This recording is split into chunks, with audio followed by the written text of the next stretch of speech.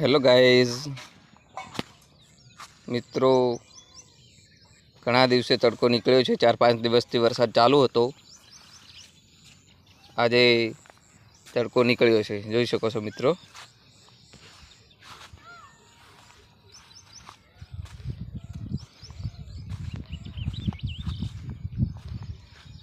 જોઈ શકો છો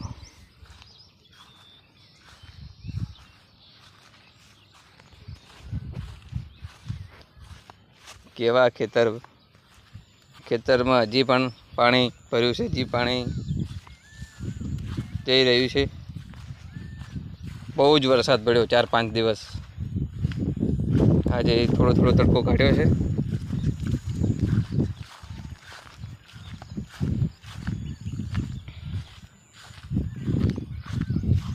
જુઓ,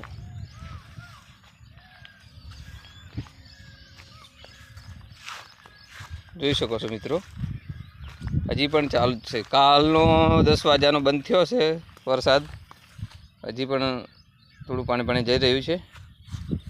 ખૂબ જ વરસાદ પડ્યો એમ।